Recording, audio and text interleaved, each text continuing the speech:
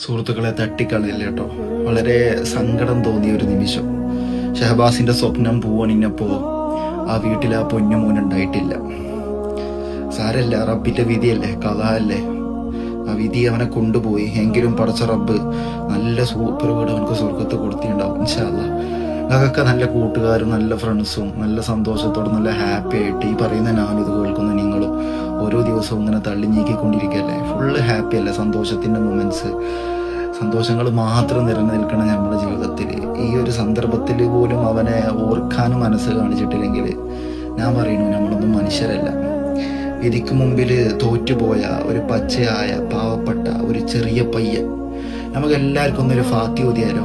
നിങ്ങൾ ഇന്നെ ഇഷ്ടപ്പെട്ട് കൂടിയോലല്ലേ, അതുകൊണ്ട് നിങ്ങൾ ഒരു ഫാത്തിഹ ഇന്ന് ഈ ദിവസം ഷഹബാസിന്റെ പേരിൽ ഓതിയിട്ടൊന്ന് ഹദിയ ചെയ്യും. നിങ്ങൾക്കൊക്കെ നല്ല നല്ല കൂട്ടുകാരില്ലേ, അതുപോലെ നല്ല നല്ല കൂട്ടുകാർക്കിടയിൽ ജീവിക്കാൻ അവനും ആഗ്രഹിച്ചിട്ടുണ്ടാവും. അതുകൊണ്ട് നിങ്ങളൊരു ഫാത്തിഹ ഓതിയിട്ട് നിങ്ങൾക്ക് എത്രത്തോളം ഈ വീഡിയോ ഷെയർ ചെയ്യാൻ പറ്റുമോ, നിങ്ങളെ സുഹൃത്തുക്കളിലേക്ക് എത്തിക്കാൻ പറ്റുമോ അവരിലേക്കൊക്കെ എത്തിച്ചു കൊടുക്കും.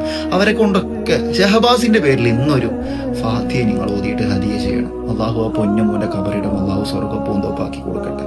ഒരു മുസ്ലിമായ ഇസ്ലാം മത വിശ്വാസിയുടെ വിശ്വാസപ്രകാരം മയ്യത്തിന്റെ മേലില് മറ്റുള്ളവർ ചെയ്യുന്ന ഹദിയകള് കാരണം മയ്യത്ത് കബറിൽ സന്തോഷിക്കുമെന്നാണ്. നാം എല്ലാവരും കൂടി ഇന്ന് ഓതുന്ന ഒരു ഫാത്തിഹ ഒരുപാട് പേര് ഓതുന്ന എനിക്ക് ഉറപ്പുണ്ട്. നിങ്ങൾ ഓതിയോല് മാത്രം ഒന്ന് കമന്റ് ബോക്സിൽ ഓതിയെന്നോ അല്ലെങ്കിൽ എന്തെങ്കിലുമൊക്കെ ഒന്ന് അറിയിക്കട്ടോ, കാണുമ്പോൾ ഒരു സന്തോഷമാണ്. ആ ഫാത്തിഹകൾ കൊണ്ട് ഷഹബാസ് എന്ന പൊന്നുമോന് കബറിൽ ഇരട്ടി സന്തോഷവാനാവട്ടെ. അള്ളാഹു സ്വീകരിക്കട്ടെ ഇൻഷാ അല്ലാഹ്. അസ്സലാമു അലൈക്കും.